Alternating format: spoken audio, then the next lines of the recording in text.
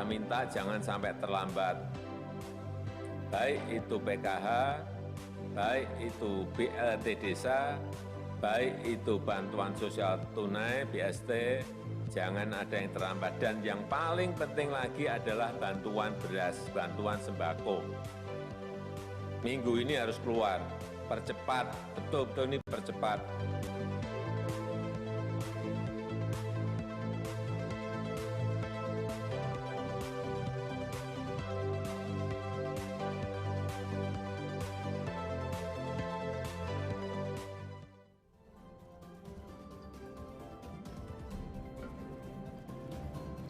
Halo semuanya, selamat siang. Tidak dipungkiri memang pandemi yang melanda tanah air sudah mempengaruhi berbagai sendi kehidupan masyarakat, termasuk dalam sektor ekonomi.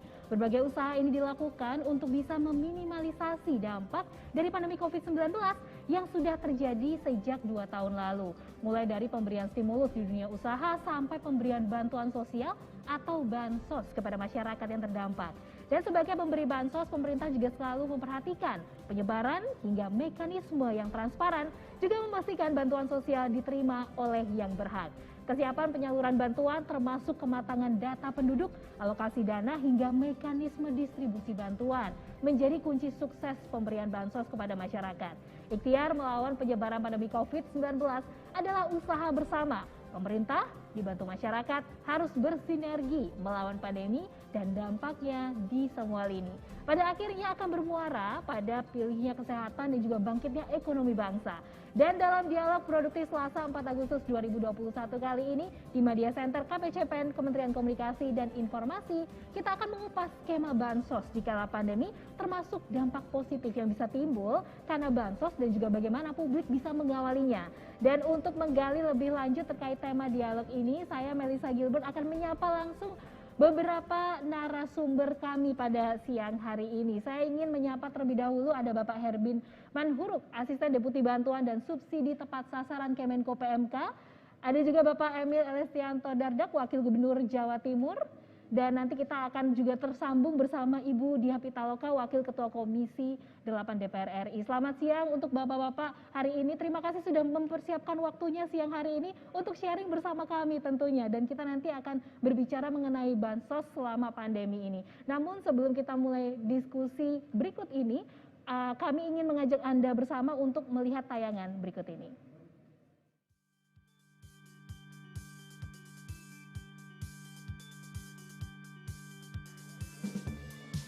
Pemerintah kembali menyalurkan bantuan sosial berupa uang tunai serta sembako kepada jutaan warga yang membutuhkan selama masa PPKM darurat dan PPKM level 4. Terdapat 3 jenis bantuan sosial, yakni Program Keluarga Harapan atau PKH, Bantuan Sosial Tunai atau BST, serta Bantuan Pangan Non-Tunai atau BPNT.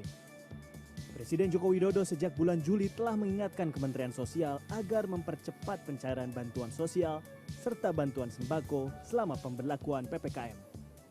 Saya minta jangan sampai terlambat. Baik itu PKH, baik itu BLT Desa, baik itu bantuan sosial tunai, BST, jangan ada yang terlambat. Dan yang paling penting lagi adalah bantuan beras, bantuan sembako. Minggu ini harus keluar. Percepat, betul-betul ini percepat. Menteri Sosial Tri Risma hari ini bergerak cepat untuk menyalurkan bantuan sosial tersebut. Sasaran PKH sebanyak 10 juta keluarga yang akan mendapat bantuan dengan nominal sesuai komposisi keluarga pada bulan Juli dan Oktober 2021. Penyaluran akan dicairkan melalui Bank Himbara. BST diberikan kepada 10 juta warga dengan nominal Rp600.000 yang dicairkan melalui bank atau PT Pos. Sementara BPNT ditunjukkan bagi 18,8 juta penerimaan manfaat dengan nominal Rp200.000 per bulan. Penyaluran dilakukan melalui Bank Himbara. Selain itu, pemerintah juga akan menyalurkan bantuan beras sebesar 10 kg melalui Perum Bulog untuk 10 juta keluarga penerima manfaat PKH, 10 juta penerima BST, dan 8,8 juta penerima BPNT non-PKH. Mulai bulan Januari sampai sekarang kami menyalurkannya dalam bentuk transfer uang ke bank dan kemudian warga bisa mengambil di bank. Nah, khusus untuk beras, pengadaan beras itu dilakukan oleh Bulog. Bulog langsung mengirim ke keluarga penerima manfaat. Kemensos juga menyalurkan bantuan beras 5 kg bagi 5,9 juta pekerja informal di Jawa dan Bali yang penyalurannya dilakukan melalui Dinas Sosial. Total volume beras adalah 2010 ton dengan 3.000 paket beras untuk 122 kabupaten kota dan 6.000 paket untuk 6 ibu kota provinsi. Dan memang beberapa saat lagi kita akan melaksanakan diskusi kita di hari Rabu 4 Agustus 2021 ini. Dan sebelumnya saya ingin menyapa, sepertinya sudah bergabung bersama kami ada Ibu Dia Pitaloka, Wakil Ketua Komisi 8 DPR RI. Terima kasih sudah bergabung Ibu bersama kami. Dan kita akan langsung mulai diskusi kita tentunya hari ini. Saya ingin tanyakan dulu untuk Kementerian Sosial nih, karena kan memang kembali ya Kementerian Sosial menyalurkan bantuan sosial selama masa PPKM ini berjenjang. Nah, bisa dijelaskan tidak mungkin Pak, apa sih yang sebenarnya membedakan program bantuan dari Kementerian Sosial dengan program bantuan lainnya? Silakan untuk Bapak Erbin. Baik, terima kasih Ibu Melisa, Bapak Ibu narasumber, Pak Wagub Jawa Timur, Ibu Dia Pitaloka. Assalamualaikum warahmatullahi wabarakatuh. Selamat siang dan salam sejahtera buat kita semua. Mohon maaf, ini Pak Menko dan Pak Deputi sedang kunjungan kerja di Provinsi Kalimantan Selatan. Saya diminta untuk mewakili. Baik, saya langsung saja terkait bisa saya ini ada terkait pertanyaan tadi saya bisa share screen, Bu Melisa? Oke, silakan Pak. Ya. Oke. Tolong di screen-nya ya, Ica dibantu. Ya, baik. Saya akan bantu langsung Pak, silakan. Ya. Terkait perbedaan bantuan sosial, jadi sebenarnya kita kan punya secara reguler sebenarnya kan sudah ada bantuan sosial maupun non reguler. Nah, semasa pandemi COVID juga di tahun lalu kan ada tambahan-tambahan untuk perluasan, misalnya program sembako tadinya 15,2 diperluas ditambahkan menjadi 20 juta. Tahun ini kan menjadi 18,8 juta. Nah, PKH itu 10 juta. Nah, BST itu kita 9 juta. 9 juta dulu, sekarang kan BST-nya di angka 10 juta. Nah, kemudian semasa pandemi Covid terutama di PPKM ini kan ada tambahan-tambahan bantuan sosial ya, baik dari terutama ini misalnya tambahan-tambahan yang diberikan baik itu ke program reguler, misalnya nanti kan ada tambahan 5,9 juta nih, 9 juta bantuan yang daerah nanti akan menjadi program sembako daerah lah seperti itu, tapi mekanismenya seperti program sembako. Selain itu tambahannya juga kemarin ada beras ya, beras ini 28,8 juta, itu tentunya beras ini dari Bulog tapi disalurkan melalui transporter, salah satunya adalah PT Pos misalnya, itu diberikan kepada tambahan buat KPM existing, apakah itu PKH maupun program sembako dan BST sekitar 28,8 juta. Coba langsung ke saluran ini aja, ke progresnya. Ya, progresnya. Ya. Nah, ini kira progresnya. Jadi sembako misalnya sudah tersalur 15,8. Nanti silakan kalau daerah masih terdampak ini masih bisa kita penuhi hingga 18 juta, PKH di 10 juta, kemudian bantuan sosial beras ini tahap 1 ini 20 juta. Sekarang sudah salur 80%, ya. Sekarang lagi proses itu di daerah-daerah percepatan. Kemudian ini segera juga salur ada tambahan dari sembako murni sekitar 8,8 juta. Selain itu juga tarif diskon listrik yang tadinya sudah berakhir Juni ini diperpanjang kembali hingga Desember untuk yang per 50 volt ampere dan 900 yang ada dalam DTKS. Demikian juga dengan BST tadi. BST tentunya akan diberikan sekaligus kemarin 2 bulan 300.000 rupiah menjadi 2 bulan menjadi 600.000 rupiah. Nah, BLT-DD juga demikian. BLT-DD ini tentunya ini masih bisa disalurkan karena belum semuanya terserap, sehingga kalau memang masih ada terdampak ini akan melalui desa atau tentunya melalui musyawarah desa ini masih bisa dimaksimumkan untuk penggunaan BST apabila memang itu tidak tercover dengan bantuan yang dari APBN, baik itu reguler maupun non reguler. Saya kira itu, Mbak. Ya, Pak, untuk anggarannya sendiri ini berapa sebenarnya untuk jumlah anggarannya sendiri dan juga apakah nilai anggaran ini bisa dikatakan mencukupi karena program Bansos tahun ini kalau kita lihat lagi kan makin banyak ya masyarakat yang bertambah miskin begitu akibat dari pandemi COVID-19.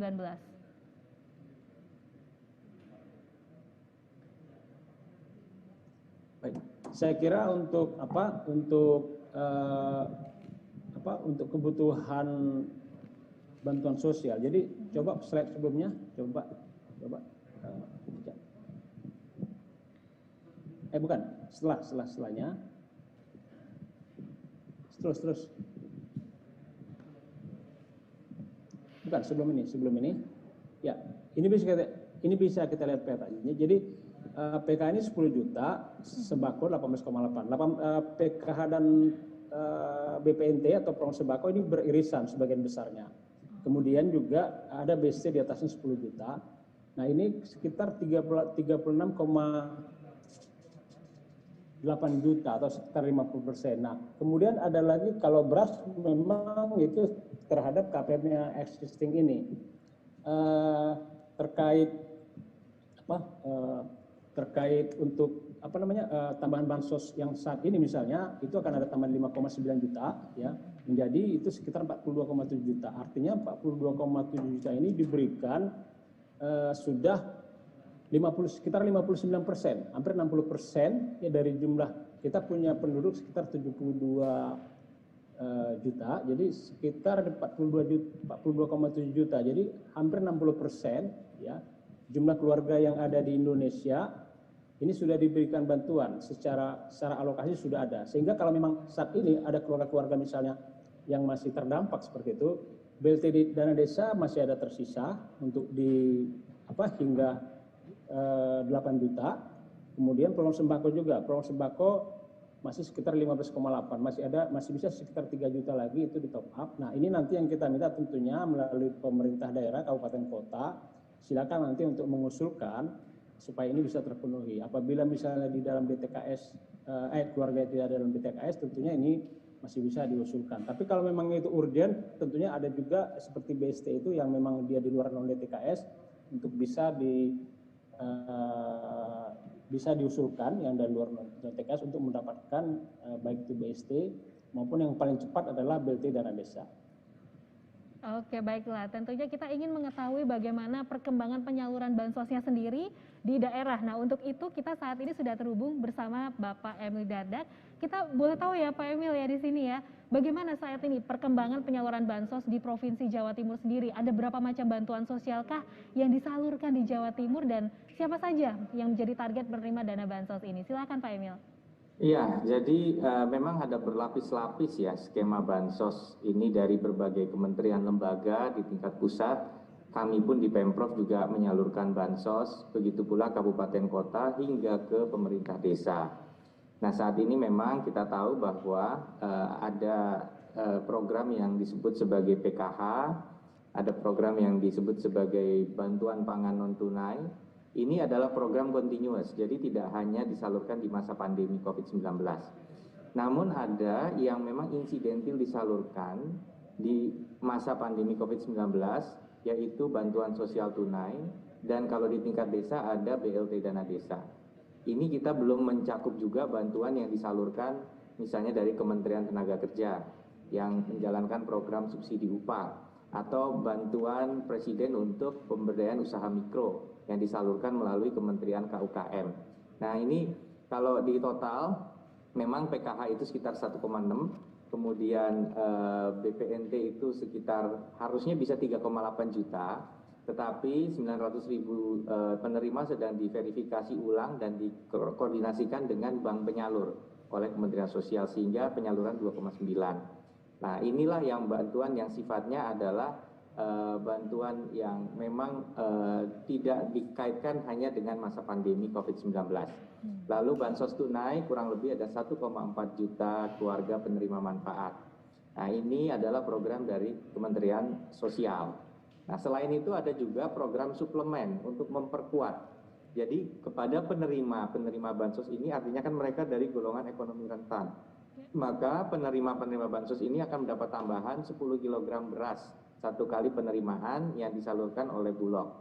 Nah, kalau kami dari Pemprov, kami juga misalnya meneruskan program santunan kematian yang berhenti disalurkan, maka kami menyalurkan untuk 2.000 keluarga yang ada anggota keluarganya meninggal karena COVID-19, dan kami tambahkan 2.000 lagi untuk disalurkan di periode saat ini, yaitu bulan ini. Nah, kemudian juga ada tambahan, kita memperkuat APBD Kabupaten Kota dengan bantuan yang harapan kami akan ditambah dengan sumber dari kabupaten kota masing-masing. Nah, ini juga kita mempercepat penyaluran untuk program pemberdayaan kepala rumah tangga perempuan, keluarga dengan penyandang disabilitas, keluarga dengan lansia ekonomi rentan, dengan total penyaluran kumulatif selama Juli hingga Agustus ini kita targetkan di atas 100 miliar rupiah. Jadi ini program dari provinsi. Nah, untuk BLT Dana Desa ini juga memang karena kondisi ekonomi membaik di bulan Januari dibandingkan tahun lalu, maka secara kumulatif pemerintah desa di seluruh Jawa Timur menyalurkan, kalau tahun lalu sekitar 800-an ribu, tahun ini 570 ribu. Nah, inilah yang kita harapkan, tentunya ada upaya untuk membantu secara insidentil, jadi bukan rutin tiap bulan ya, tapi insidentil. BLT Dana Desa ini juga bisa diberikan katakanlah sekali atau 2 kali tergantung kondisi dari warga yang mungkin terdampak akibat kegiatan pembatasan aktivitas atau PPKM. Oke, baik Pak Emil, kami juga ingin mengetahui bagaimana upaya yang dilakukan oleh Pemprov Jawa Timur sendiri untuk bisa mensosialisasikan program bansos ini supaya masyarakat mengetahui bagaimana alur ataupun skema untuk mendapatkan bansos itu sendiri. Ya, total ada 13 juta keluarga di Jawa Timur. Kalau kita tambah program dari PKH dan BPNT itu, jadi semua penerima PKH itu adalah penerima BPNT, gitu ya. Jadi bantuan pangan non tunai itu juga diberikan kepada penerima PKH. Maka itu beririsan. Jadi 1,6 juta sekian dari total 3 juta penerima BPNT itu adalah juga mereka menerima dua-duanya, dan tidak apa-apa. Memang karena PKH ini punya sasaran lain, dan karena ekonomi mereka sangat rentan, mereka ditambah lagi bantuan pangan non tunai, gitu ya. Nah, kemudian kalau yang ditambah dengan bansos tunai, maka kita punya hampir 4,5 sampai hampir 5 juta keluarga yang disasar bantuannya, gitu. Nah, maka dari ini ditambah dengan dana desa, kita sudah hampir mengcover hampir setengah dari seluruh keluarga yang ada di Jawa Timur. Jadi memang jumlahnya sebenarnya masif, ya, jumlahnya banyak. Belum lagi apabila ditambah pekerja-pekerja yang mendapat bantuan subsidi upah maupun UKM, penerima bantuan UMKM tadi. Ya, jadi memang akan kita berusaha menghindari potensi tumpang tindih. Salah satunya dengan melakukan big data berbasis NIK. Dengan ini kita bisa melakukan satu screening apakah di dalam satu KK itu satu kartu keluarga menerima lebih dari satu bantuan. Bukan berarti tidak boleh, tetapi kita bisa memapping kira-kira seperti apa potensi tumpang tindihnya. Oke, baik, bisa dikatakan berarti sudah sangat baik ya alurnya di sana begitu ya Bapak ya. Saya ingin menuju ke Ibu Diah Pitaloka di sini. Ibu kan saat ini memang pemerintah kembali menyalurkan bantuan sosial ya melalui uang tunai, ada juga bahan pokok dan juga melalui 3 jenis program bantuan. Nah, sejauh ini dari penilaian Ibu sendiri, bagaimana sebenarnya program bantuan sosial ini? Apakah memang benar dapat membantu masyarakat yang terkena dampak pandemi?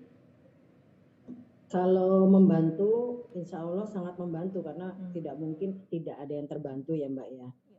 Nah, tinggal sebetulnya bagaimana bantuan ini bisa terukur seberapa besar dia membantu masyarakat. Nah, itu pertama. Yang kedua, seberapa besar dia mengcover masyarakat.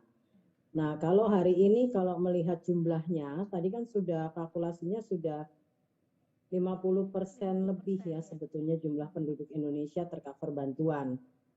Nah, ini kalau masih ada misalnya kritisi atau masih ada yang memang membutuhkan atau masih ada asumsi bahwa bantuan ini dianggap belum cukup tajam sesuai dengan target dari dampak pandemi, menurut saya memang itu kita butuh untuk mereview gitu ya, mereview sehingga mungkin dalam hal pendekatan, mungkin dalam hal karakter bantuan, kalau bicara secara kuantitatif, bantuan sosial ini sebetulnya sudah sangat luar biasa, belum lagi ditambah bantuan desa, belum lagi tambah subsidi. Nah, memang ada dua yang perlu diperhatikan. Pertama karakter ya, karakter yang masuk dalam kerangka jaminan sosial. Jaminan sosial ini kan tadi yang sebelum pandemi juga sudah berjalan, misalnya seperti PKH, BPNT. Nah, yang kedua kebijakan yang sejauh ini diakselerasi oleh pemerintah sebagai bansos dalam menghadapi pandemi COVID, seperti misalnya BST, lalu beras 10 kg yang baru-baru ini sudah juga diluncurkan oleh Pak Jokowi ya. Nah, ini dianggap sebagai bantuan dasar kebutuhan pokok masyarakat yang diharapkan bisa menopang ekonomi. Nah, terlepas itu, banyak sekali memang fenomena masyarakat hari ini kehilangan penghasilan, dan juga kalau diperhatikan banyak keluarga yang terdampak COVID itu kehilangan pencari mata pencaharian gitu, jadi kehilangan pencari nafkahnya gitu ya. Nah, ini yang sebetulnya menurut saya juga harus kita perhatikan. Banyak keluarga yang tadinya tidak tergolong keluarga miskin hari ini menjadi keluarga miskin. Artinya potensi kemiskinan kita akibat pandemi ini dengan juga ada penurunan tingkat ekonomi itu juga bisa jadi sangat tinggi. Nah, bagaimanakah sebetulnya format bantuan yang dibutuhkan oleh masyarakat hari ini? Nah, menurut saya ada baiknya kita memperhatikan lagi atau mengeksplor lagi atau mencari kebutuhan-kebutuhan khusus yang tapi bisa dibilang kebutuhan yang tepat sasaran gitu yang hari ini dibutuhkan masyarakat, karena dinamika sosial yang terjadi di masyarakat hari ini memang butuh pendekatan-pendekatan, butuh inisiatif-inisiatif yang mungkin dilakukan oleh pemerintah dalam merespon dinamika sosial yang ada di masyarakat tersebut. Jadi sejauh ini yang secara normatif kayak PKH, BPNT, itu memang bantuan yang tadinya didesain untuk membantu dalam kerangka kemiskinan yang sifatnya struktural ya, bantuan untuk sebetulnya program kesejahteraan secara umum. Nah, tapi menyangkut pandemi, menurut saya bantuan itu perlu untuk kita cek gitu ya, apa sebetulnya yang hari ini penting sekali dibutuhkan oleh masyarakat sebagai jawaban dari banyaknya hari ini kegelisahan masyarakat menyangkut kondisi ekonominya. Dan itu ya bagus sekali gitu, jadi tidak kaku ya, pendekatannya lebih responsif. Kayak tadi misalnya kalau pemerintah Jawa Timur membuat untuk bantuan disabilitas misalnya, atau lansia gitu ya, karena lansia kita juga hari ini tidak tercover dengan sistem pensiun yang baik gitu. Nah, di tengah pandemi tentu biasanya ada keluarga yang menopang. Hari ini kaum lansia pasti sangat tidak mudah gitu. Ini juga dirasakan juga di panti-panti lansia. Nah, kebutuhan-kebutuhan yang sifatnya khusus atau misalnya pelaku ekonomi mikro, menurut saya pemerintah akan bisa sangat terbuka gitu terhadap berbagai ide, berbagai inisiatif dari dinamika masyarakat, dinamika sosial di masyarakat, yang membuat pemerintah juga bisa sangat inovatif ya dalam memberikan karakter bantuan yang tepat hari ini sesuai dengan kebutuhan masyarakat. Karena kondisinya memang kalau bicara berbagai program tadi, rentang waktunya Januari sampai Desember, hari ini format anggaran yang diputuskan sebelum tahun 2021 sesuai perencanaan tentu bisa jadi sangat berubah kebutuhannya gitu, mengingat pandemi COVID yang luar biasa kita hadapi sekarang ini. Iya, betul sekali. Ini artinya memang saat ini dibutuhkan kerjasama juga untuk di daerah, untuk pendataan ulang mungkin ya Bu ya, seperti itu ya, supaya bisa tepat sasaran dan mekanisme distribusinya juga efektif. Dan jangan kemana-mana karena usai jeda kami akan segera kembali dan tentunya kita akan lanjutkan diskusi kita di hari ini. Tetap bersama kami.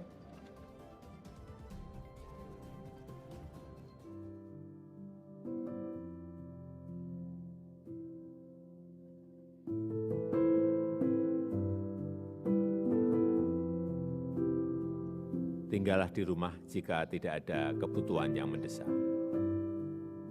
Hanya dengan langkah bersama kita bisa menghentikan pandemi ini. Semua orang harus berperan serta, semua warga harus ikut berkontribusi Tanpa kesatuan itu kita tak akan mampu menghentikan penyebaran COVID. Semoga Tuhan Yang Maha Esa memberkahi kita semuanya.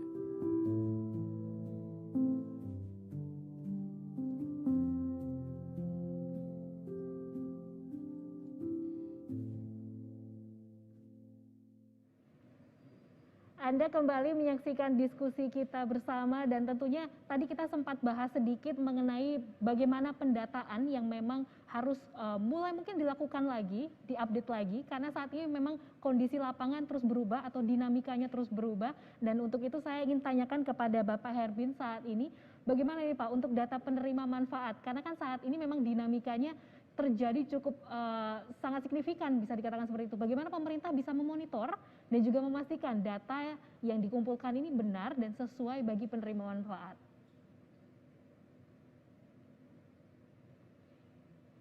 Mungkin bisa di-unmute dulu Pak, suaranya sepertinya masih di-mute ya.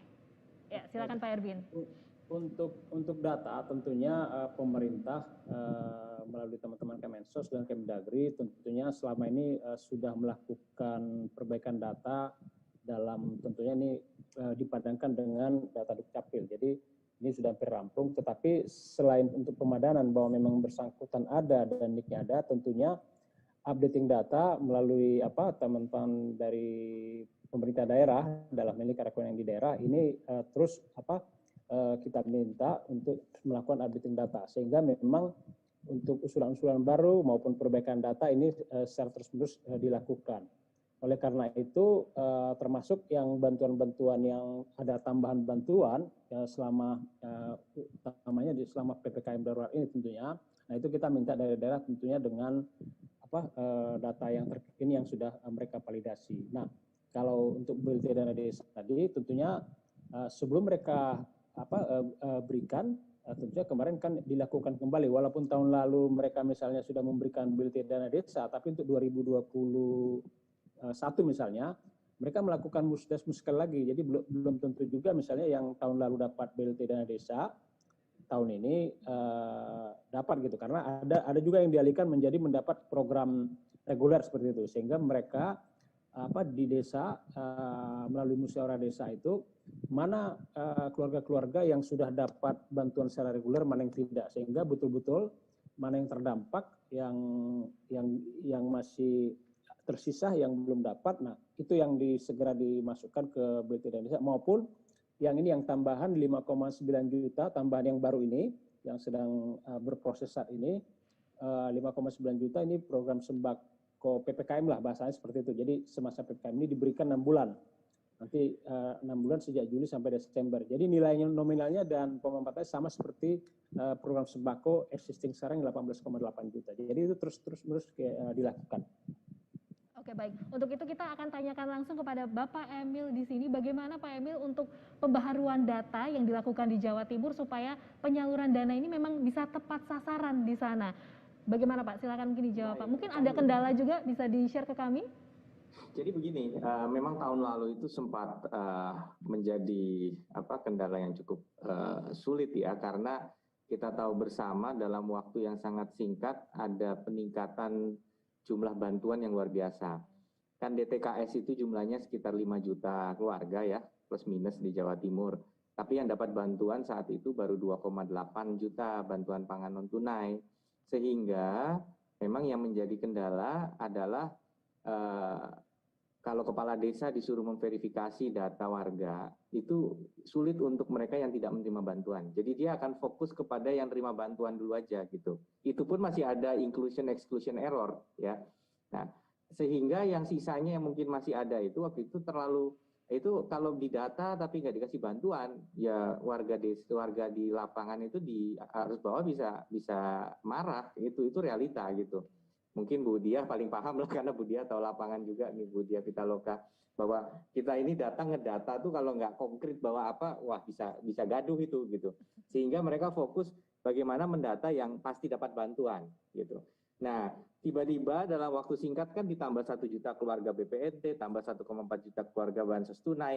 Itu memang overwhelming luar biasa bagi tenaga di lapangan, tapi tidak nyerah. Tentunya digunakan pendataan bottom up. kami pun dari Pemprov membantu 1 juta keluarga tahun lalu, ya, untuk 3 bulan terberat di masa-masa awal pandemi. Dan itu dilakukan bottom up, kita percayakan kepada Bupati Wali Kota yang kemudian berkoordinasi dengan camat, dengan lurah, dan kades. Kalau lurah itu kan bedanya anak buah Bupati Wali Kota, kecuali di DKI dia langsung anak buah gubernur. Nah kalau kepala desa itu kan memang dia diangkat oleh dipilih oleh masyarakat. Jadi ada polanya yang tidak 100% instruktif, tapi juga ada yang sifatnya koordinatif. Nah, ini tantangan yang kita hadapi tahun lalu, tetapi terus dibenahi. Nah, memang harapannya kalau fix ya orang ini dapat bantuan, memang data itu akan terus bisa kita benahi dengan baik. Nah, kemarin memang di awal-awal tahun 2021, masing-masing Kadinsos itu diminta melakukan verifikasi dan validasi data dengan Kementerian Sosial, dan mereka semaksimal mungkin melakukan verifikasi validasi data terpadu kesejahteraan sosial atau DTKS. Nah, karena polisinya waktu itu simultan, maka yang dilakukan di tahun 2020 bansos tunai ini boleh diusulkan dari non DTKS. Ya, karena asumsinya di dalam DTKS itu ada inclusion error dan ada exclusion error. Ada orang yang yang relatif mampu ada di dalam data terpadu kesejahteraan sosial. Sebaliknya ada orang yang tidak mampu tidak ada. Tapi satu yang ingin saya sampaikan, bahwa pandemi COVID-19 ini memiliki karakter yang unik dibandingkan dengan data kemiskinan yang biasa kita hadapi. Kalau kita cermati DTKS itu bervariasi, karena kan dia mengambil 40% terbawah di seluruh Indonesia. Nah di Jawa Timur ini sekitar 37% keluarga terbawah itu masuk di dalam kategori 40% terendah di seluruh Indonesia. Nah, data ini lebih banyak ke pedesaan. Jadi kemiskinan ini lebih banyak di area pedesaan. Daerah-daerah yang dominan pedesaan itu akan punya bahkan penduduknya 40-50% penduduknya itu ada di DTKS. Jadi ada beberapa kabupaten di Jawa Timur tuh yang dari 10 orang yang kita ketemu, 10 keluarga, 5 keluarga tuh masuk DTKS. Gitu. Tapi ada daerah di mana dari 10 keluarga hanya 2 yang masuk DTKS. Jadi bervariasi antara satu kabupaten dengan kabupaten atau kota yang lain gitu. Nah, pandemi COVID-19 ini justru lebih memukul yang tinggal di perkotaan karena pekerjaannya lebih terdampak, biaya hidup lebih tinggi. Nah, tetapi mereka tidak ada di dalam DTKS. Nah, inilah yang menyebabkan kalau kita lihat angka kemiskinan dan pengangguran perkotaan meningkat lebih tinggi dibandingkan pedesaan. Ini akan menjadi tantangan karena apakah solusinya kalau kita pakai urut kacang, mereka memang kelihatannya masuk. Tetapi yang menarik memang di perkotaan, rumahnya kelihatannya oke, tetapi ya nggak punya uang, saldonya nggak ada, mau beli makan aja nggak ada. Ini akan kita hadapi. Mereka yang secara tradisional kriteria tidak memenuhi syarat-syarat untuk masuk bantuan, tapi kalau dicermati, itu istilahnya high profile low profit lah. Jadi penampilannya oke, tapi sebenarnya ya nggak ada ya dompetnya kosong betul gitu. Ya memang ini yang sama-sama dihadapi bersama ya Pak Emil saat ini ya. Untuk itu saya ingin bertanya kepada Ibu Diah Pitaloka saat ini, pemulihan ekonomi dan juga pemulihan kesehatan ini kan terus dilakukan oleh pemerintah. Salah satu yang dilakukan adalah dengan adanya PPKM dengan berjenjang, ada level 1, 2, 3, dan 4. Menurut Ibu sendiri, apakah dengan adanya PPKM berlevel seperti ini memang bisa membantu pemulihan ekonomi dan juga pemulihan kesehatan sendiri, baik itu di daerah maupun di perkotaan? Ya, saya pikir kalau bicara itu, persoalan kita ini kan COVID ya. Jadi bagaimana kita mengatasi persoalan kesehatan yang berdampak terhadap ekonomi kita secara nasional. Nah, jadi poin pertama adalah bagaimana kita melakukan atau membangun solusi untuk COVID. Misalnya kayak kemarin banyak sekali kekurangan tabung oksigen, misalnya obat sulit sekali didapat, lalu juga akses masyarakat terhadap PCR. Yang mengkhawatirkan hari ini misalnya infrastruktur kesehatan di luar Jawa, itu dari penyebaran COVID yang sudah meluas keluar Jawa, itu kan tidak sebaik di Jawa gitu ya. Nah ini menurut saya satu poin penting. Jadi persoalan utama adalah kesehatan. Bagaimana kita mengatasi persoalan kesehatan ini, karena COVID itu kan persoalan kesehatan. Yang kedua bicara dampak ekonomi. Dampak ekonomi hal yang bicara dampak dari persoalan kesehatan ini. Nah, dampak ekonomi itu tadi kita kalau bicara kan bansos itu di hilir. Nah, di hulunya ini kan masyarakat kehilangan pendapatan. Ya itulah yang kemudian kalau kita dengar banyak suara-suara yang muncul, akses mereka untuk mencari nafkah itu menjadi sangat terbatas di tengah situasi pengatasi pandemi ini, sehingga bansos diharapkan menjadi solusi. Nah, poin besarnya adalah bukan bagaimana kita memfeeding gitu ya, bagaimana kita membantu masyarakat itu di hilir, tapi bagaimana kita berusaha agar masyarakat tetap memiliki mata pencaharian. Memang benar kata Pak Emil tadi, yang kita khawatir memang miskin kota. Miskin kota itu bukan hanya tidak punya akses terhadap tanah, tapi dia juga banyak tidak punya rumah, banyak kontrak di rumah-rumah petak gitu ya. Yang hari ini mungkin pekerjaannya serabutan. Dan banyak karakter pekerjaan kita yang tidak juga sustain, artinya tidak dalam kondisi pekerjaan yang mapan, bisa menopang ekonomi keluarga. Jadi begitu ada persoalan kesehatan di tengah keluarga, keluarga itu kehilangan mata pencaharian dan kesulitan untuk memperoleh akses terhadap kebutuhan kehidupannya gitu. Nah, ini yang menurut saya persoalan ini harus kita uraikan dan kita selesaikan satu-satu. Jadi pertama di hulunya itu adalah persoalan kesehatan. Yang kedua, bagaimana supaya persoalan kesehatan ini tidak memutuskan masyarakat dengan mata pencaharian. Sehingga kalau kehilangan mata pencaharian, dia kemudian tidak bisa memenuhi kebutuhan hidupnya yang hari ini bicaranya bansos gitu. Jadi persoalan itu yang menurut saya secara sistematik gitu ya harus mulai di pointing atau mulai difokuskan oleh pemerintah. Jadi menurut saya dalam persoalan COVID ini, sebelum kita bicara dampak pandemi, kita bicara bagaimana mengatasi persoalan kesehatan gitu. Lalu kemudian bagaimana masyarakat tidak kehilangan mata pencaharian. Nah, inilah banyak sebetulnya kementerian yang ada di fungsi tengah ini gitu. Bagaimana mengupayakan masyarakat tidak kehilangan mata pencaharian daripada kita memikirkan yang di hilirnya gitu. Nah, ini harus satu-satu setiap poin ini kuat gitu pendekatan atau apa yang perlu untuk dilakukan oleh pemerintah dalam persoalan COVID ini. Jadi dari hulu ke hilir itu harus terpetakan dengan baik sehingga solusinya itu point to point gitu, Mbak. Iya, betul sekali. Saat ini saya lihat juga semua kementerian juga tengah berjuang, pemerintah juga tengah berjuang, kita masyarakat pun juga tengah berjuang begitu Ibu Dia. Bagaimana untuk bisa mengatasi permasalahan ekonomi ini. Nah, karena kita hari ini berbicara soal bansos, bagaimana untuk warga yang menerima bantuan sosial itu sendiri benar-benar bisa memanfaatkan bansos yang ia dapatkan secara tepat begitu, Bu.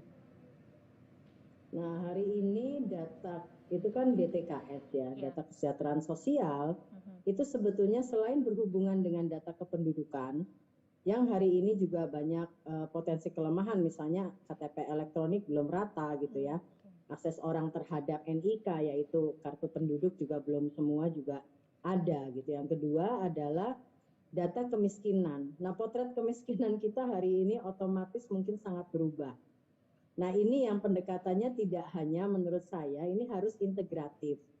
Jadi integrasi atau kebijakan itu tidak bisa terpisah antar kementerian dan kementerian.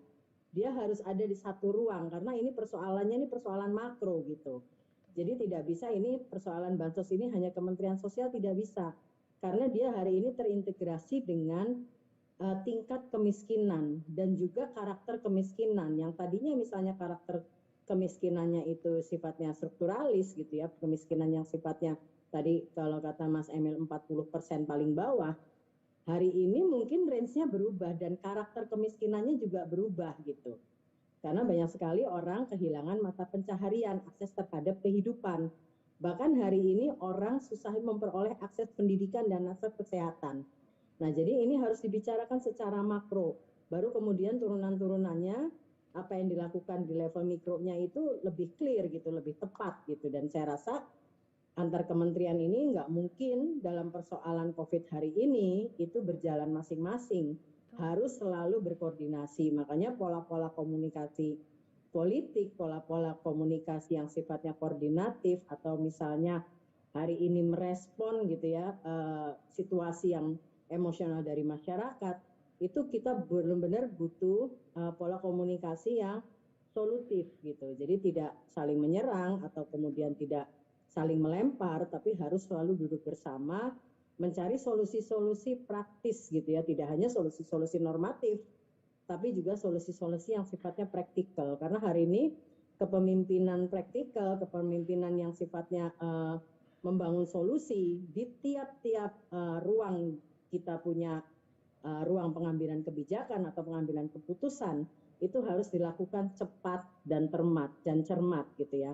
Bagaimana hari ini di tiap kementerian misalnya bisa melihat persoalan di masing-masing bidangnya masing-masing gitu, sehingga bisa membangun langkah-langkah yang tepat gitu bagi mandat atau bagi tugas yang ada di kementeriannya. Tapi satu pendekatan ini bahwa ini persoalan makro itu nggak bisa dipungkiri gitu. Itu harus dilihat secara utuh persoalan ini, karena yaitu DTKS atau data kemiskinan, DTKS itu terintegrasi dengan postur kemiskinan, karakter kemiskinan, dan juga data kependudukan. Jadi memang nggak bisa parsial gitu solusinya. Betul sekali pastinya. Nah tentunya akan ada evaluasi juga di sini yang dilakukan oleh pemerintah, dalam hal ini adalah Kemenko PMK. Saya ingin tanyakan kepada Bapak Herbin, bagaimana evaluasi dari bantuan sosial yang dilaksanakan hingga saat ini, dan apakah mungkin nanti ke depan bantuan sosial ini akan dilanjutkan lagi untuk tahun depan, tahun 2022. Silakan Pak Herbin. Ya, baik. Kalau untuk evaluasi, saya kira selaku Kemenko kita selaku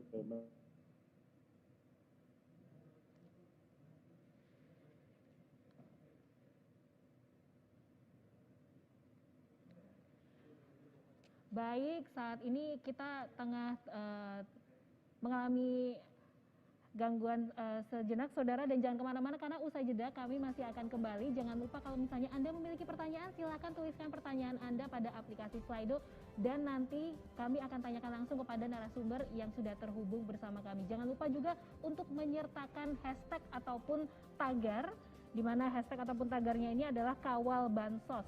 Oke, jadi jangan kemana-mana, tetap bersama kami. Usai jeda kami kembali. Jadi ya berarti kumpulnya. Oke, bye. Kok jadi ngumpul sih, Bu? Kan masih COVID. Ih, cuma kita-kita aja. Kan masih keluarga. Kumpul keluarga sih kumpul keluarga. Jangan sampai ngumpul virusnya. Bu, aku pergi ya. Teman-teman udah pada nunggu nih.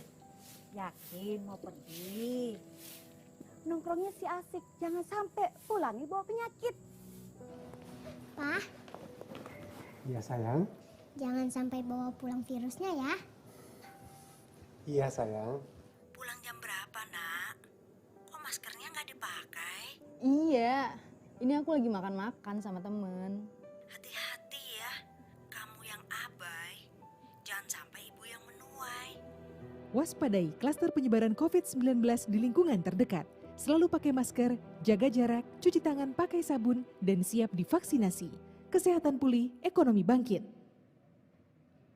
Baik, tentunya kita masih akan melanjutkan diskusi kita. Tadi sempat kita terputus ya bersama Bapak Herbin. Saya boleh cek lagi, Bapak Herbin sudah tersambung bersama kami saat ini? Sudah. Oke, sudah Pak. Iya, mungkin bisa dijawab lagi Pak pertanyaan saya tadi. Bagaimana evaluasi bantuan sosial di tahun ini, dan apakah ke depannya bantuan sosial tahun 2022 ini akan terus dilaksanakan? Silakan Pak. Baik, dalam hal evaluasi, tentunya dalam tugas Kemenko PMK selaku pengendali bansos ini, selain kita koordinasikan di tingkat pusat, kita juga melihat kondisi di lapangan. Misalnya salah satu di awal PPKM kemarin ada sekitar, contohnya ada 2 juta itu yang KPMK, keluarga penerima yang baru, dalam hal ini program sembako. Tentunya ini kartu yang akan didistribusikan ke daerah. Nah, dalam penyaluran ini misalnya di awal-awal itu kan pemerintah daerah tentu kalau ini menyalurkan kartu ini akan mengumpulkan masyarakat, nanti akan terjadi kerumunan. Tetapi kita koordinasi dengan daerah supaya ini cepat disalurkan, tentunya dengan menjaga protokol kesehatan. Saat ini kartu-kartu tersebut sudah tersalur dengan baik, jadi tidak tertahan misalnya di kabupaten kota. Nah, hal yang kedua untuk misalnya juga di Aceh misalnya, di Aceh dengan di sana saat ini menggunakan bank syariah juga, terus ketika ini migrasinya ini juga sudah kita dalam evaluasinya kita selesaikan sehingga sekarang juga sudah tersalur baik. Nah, untuk tahun depan bantuan sosial ini tentunya ini akan tetap dilaksanakan, terutama yang reguler. Tetapi kalau yang non reguler tentunya nanti akan pemerintah tentunya akan mengevaluasi sejauh mana nanti perkembangan, terutama yang dengan kondisi COVID saat ini, sehingga nanti akan tentunya dikaitkan ke sana. Yang pasti kalau yang reguler ini dari zaman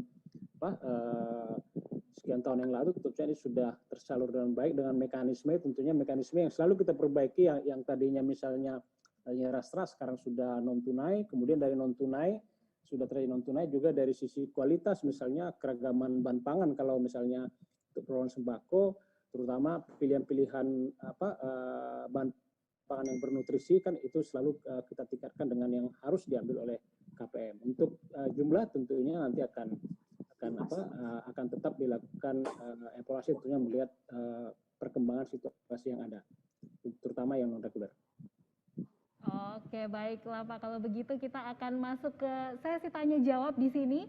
Saya akan dibantu oleh rekan-rekan kami yang saat ini akan kita lihat dulu ya pertanyaan-pertanyaan yang sudah masuk. Sepertinya cukup banyak pertanyaan yang sudah masuk. Mungkin bisa dibantu oleh rekan-rekan. Silakan pertanyaannya. Oke, dari Palu ini ada pertanyaan untuk Bapak Herbin.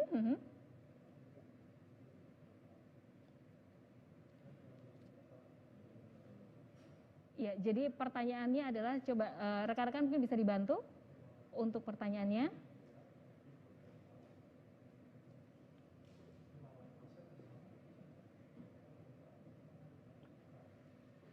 Ya, jadi pertanyaannya untuk Bapak Herbin, skala bantuan di daerah itu seperti apa? Ini pertanyaan dari Palu, Pak. Nah, dan apabila warga ataupun masyarakat ingin mendaftar bantuan sosial ini, bagaimana caranya, Pak? Silakan Pak Erwin.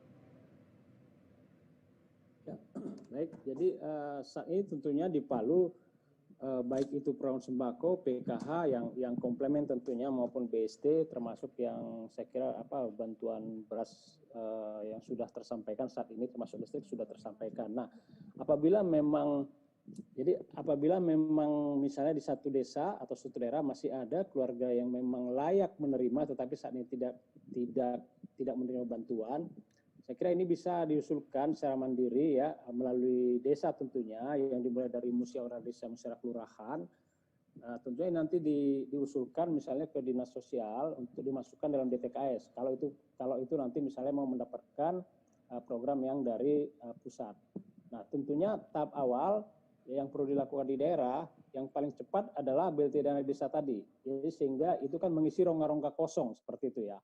Sehingga ketika kita udah di desa sudah ada mapping untuk penerima bantuan sosial dari pusat, dari berbagai bantuan tadi, kalau tidak dana desa. Tetapi kalau memang alokasi dana desanya itu sudah terpenuhi misalnya dengan batasan-batasan yang sudah ada di desa, tidak bisa menambah lagi misalnya, sudah penuh. Nah, ini nanti bisa diusulkan melalui dinas sosial untuk dimasukkan misalnya ke dalam DTKS.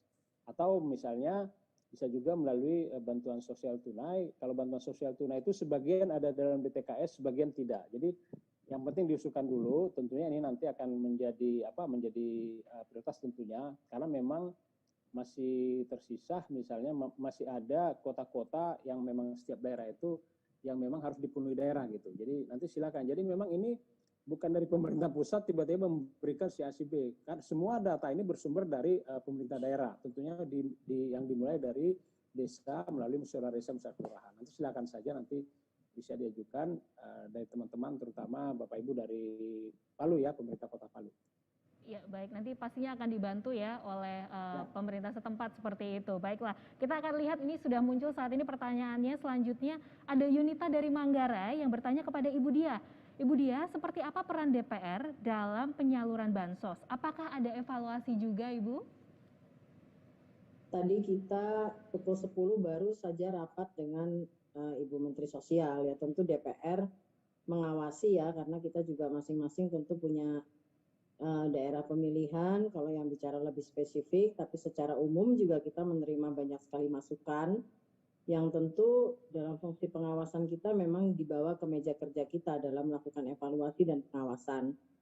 Dan dalam ya di tiap ini ya, di tiap prosesnya, bahkan kita juga sering berkomunikasi dengan Ibu Risma dan juga tentu seluruh perangkatnya, juga dinas sosial, termasuk juga hari ini bagaimana misalnya distribusi PT Pos, bagaimana Bulog, itu kita semua memantau gitu Mbak.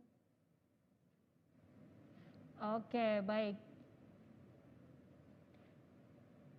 Oke, baik. Kita akan lihat pertanyaan selanjutnya kalau begitu. Oke, kita akan lihat. Ini ada pertanyaan dari Roni dari Bekasi. Ya, pertanyaannya adalah,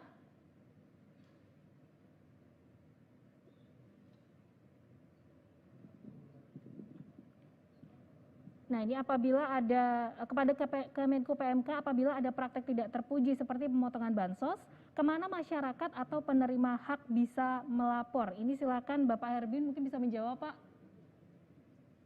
Ya, jadi sebenarnya untuk program sembako kan itu karena udah mekanisme bank, saya kira nggak ada ini lagi ya, program sembako PK sudah ya.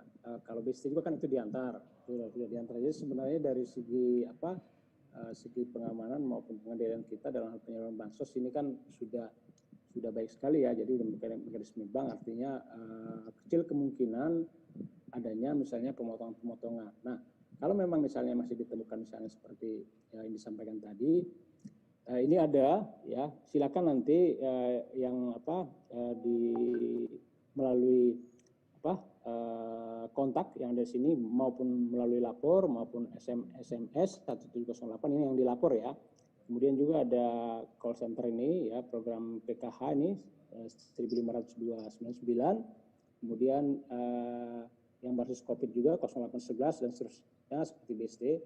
Silakan. Jadi ini ada kontak-kontak kita dan ini sebenarnya sudah kita dalam di awal COVID lalu ini melalui teman-teman Bank Indonesia ini sudah ada semacam poster yang disampaikan setiap desa. Jadi sehingga sudah ditempel ini. Nanti mungkin Bapak Ibu silakan nanti apakah di desa atau di warung, di balai desa, ini sudah ditempel.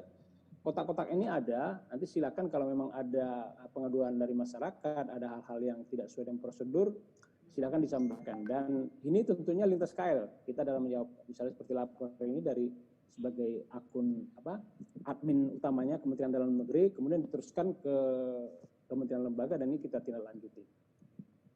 Bahkan di daerah yang kita dengar juga ya sedikit, bahkan di daerah juga cukup banyak itu yang mereka membuka kontak untuk pengaduan ya untuk masing-masing daerah. Oke, jadi sekarang justru saya penasaran nih kepada Pak Emil, mungkin di Jawa Timur seperti apa nih Pak kalau memang ada praktek-praktek tidak terpuji seperti ini, ada pemotongan bansos. Bisakah mungkin masyarakat melapor atau punya hakkah untuk melapor, dan kalau lapor kemana Pak Emil? Silakan Pak. Ya, ada banyak macam ini laporan gitu ya. Ada yang memang kaitannya penyimpangan, ada yang kaitannya merasa dia harusnya dapat tapi nggak dikasih, ada yang pernah dapat tapi tiba-tiba tidak lanjut. Nah, semua ini apapun ceritanya masyarakat berhak lapor ya. Masalah salah atau benar itu nanti dijawab, tapi mereka berhak melapor. Nah, oleh karena itu kita pakai sistem berlapis ya. Berlapis itu begini, artinya sebenarnya yang paling tepat pengaduan itu tentunya adalah ke pemerintah yang di garda paling depan. Dalam hal ini pemerintah desanya punya nggak sistem itu.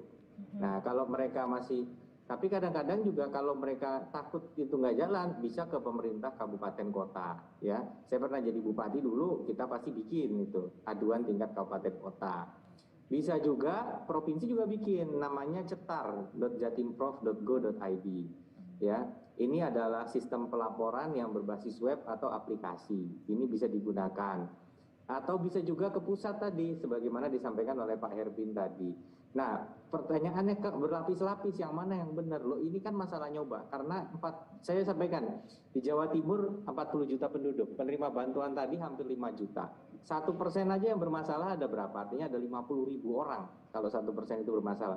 Tentu tidak, kita perlu memastikan jalur berlapis ini digunakan, termasuk sidak seperti yang dilakukan Bu Mensos ya.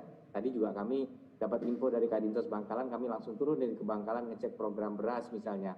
Nah, jadi kita metode berlapis. Ada yang juga bilang loh, kalau gitu ke medsosnya kepala daerah.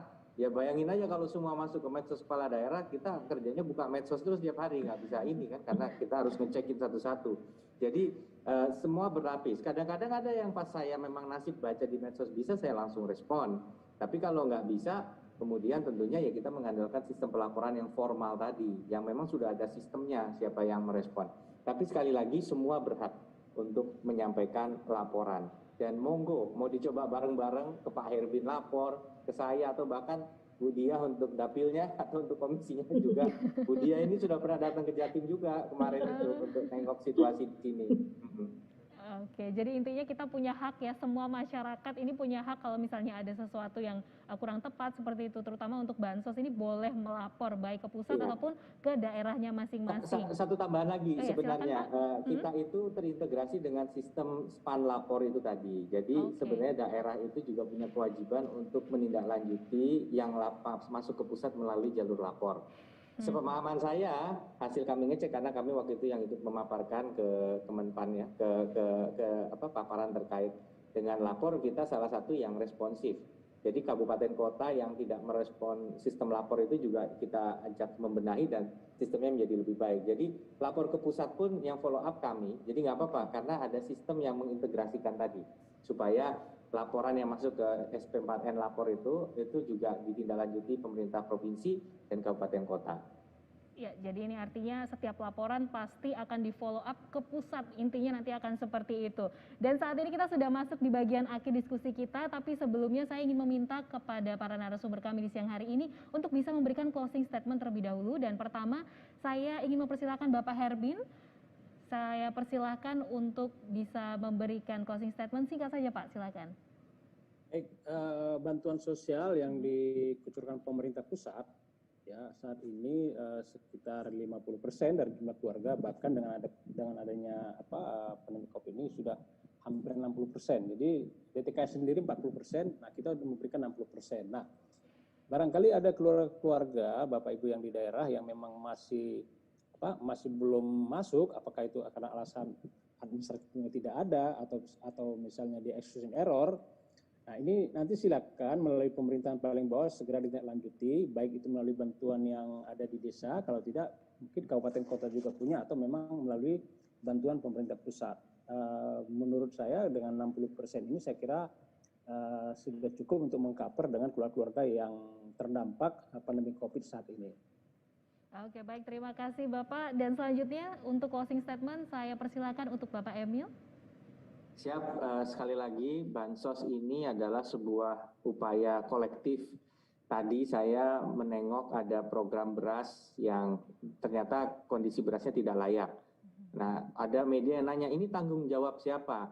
Saya katakan jangan nanya ini tanggung jawab siapa, tanggung jawab semua. Programnya siapa, Kementerian Sosial kah, Pemprov, Pemda, kita semua saling bersinergi. Ini situasi di mana kita bahu-membahu menyalurkan dengan upaya yang maksimal dan integritas yang terbaik.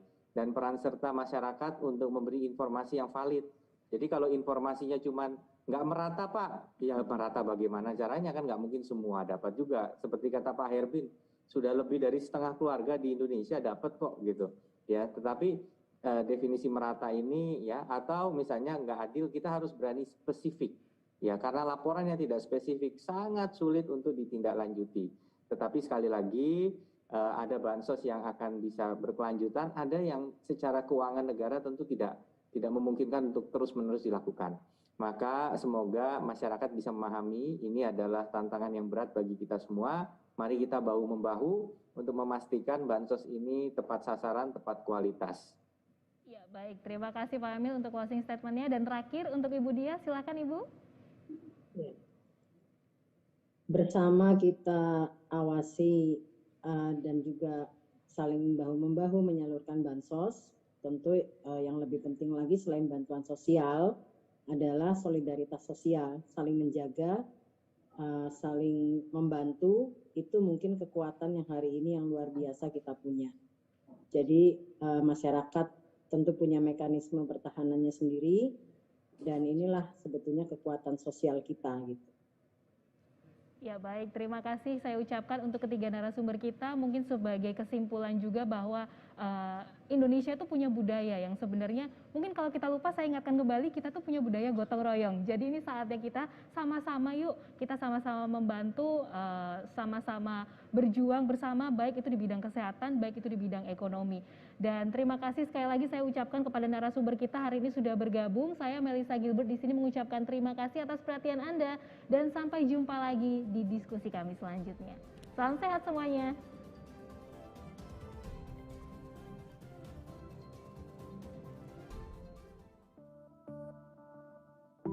Tak perlu kau resah, jangan kau susah, karena ini semua